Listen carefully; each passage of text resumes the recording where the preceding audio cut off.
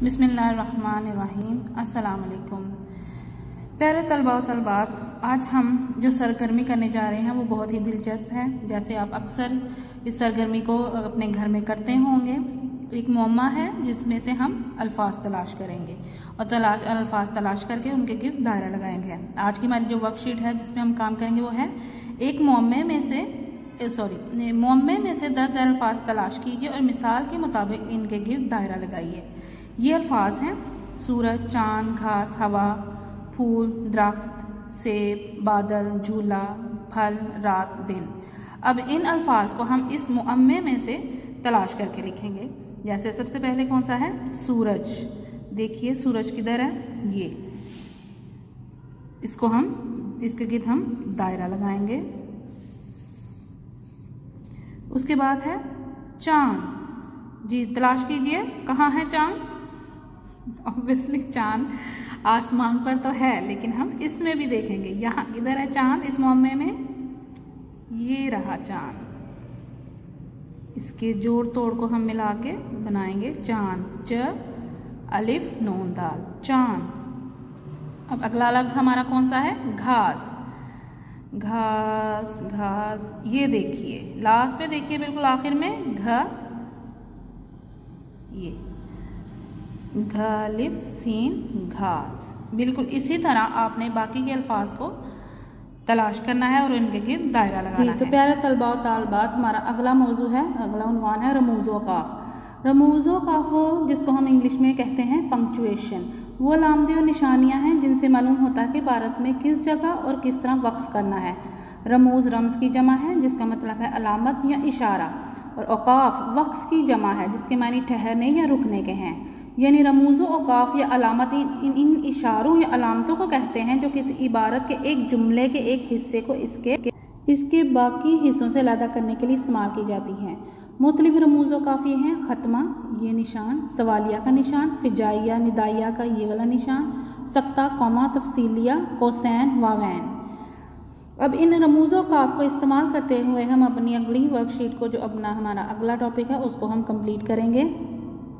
ख़त्मा की अलामत वहाँ इस्तेमाल की जाती है जब जुमला मुकम्मल हो जाए। सवालिया, जब सवाल किया जाए उसके आखिर में सवालिया निशान लगाया जाता है।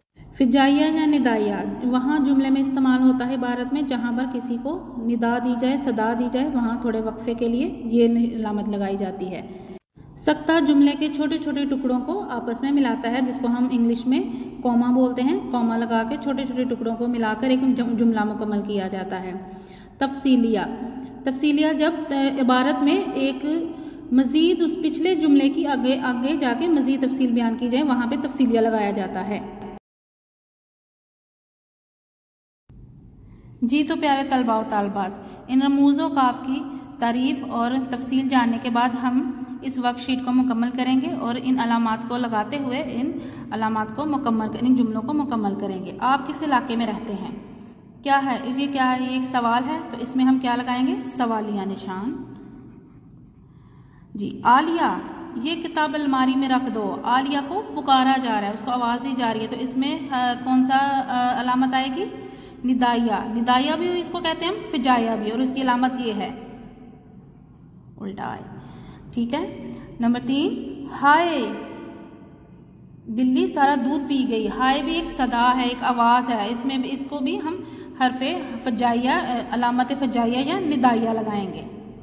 और आखिर में खत्मा, जुमला मुकम्मल हो गया है। दोनों जुमलों के आखिर में हम खत्मा लगाएंगे, जुमला मुकम्मल हो गया है। नंबर 4 पे है शाबाश, यूं ही मेहनत करते रहना। शाबाश, इसमें भी हरफे निदाइया या जिसको फिजाइया बोलते हैं वो अलग, शाबाश यूं ही मेहनत करते रहना, और आगे आ जाएगा खत्मा यानी कि फुल स्टॉप।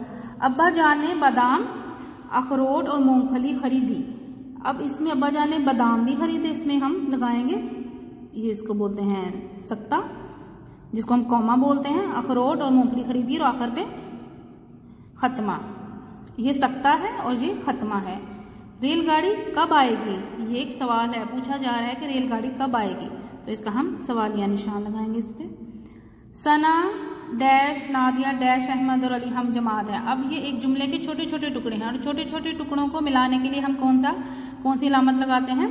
कौमा की, जिसको हम सख्ता बोलते हैं। तो हम इधर कॉमन लगाएंगे। सना, नादिया, अहमद और अली हम जमात हैं, और आखिर पे खत्मा। जी प्यारो तलबा व तालबात, इस रमूज़ो काफ की रोशनी में आप अपनी वर्कशीट को मुकम्मल करेंगे। अपना बहुत सा ख्याल रखिए। Take care. अल्लाह हाफिज़।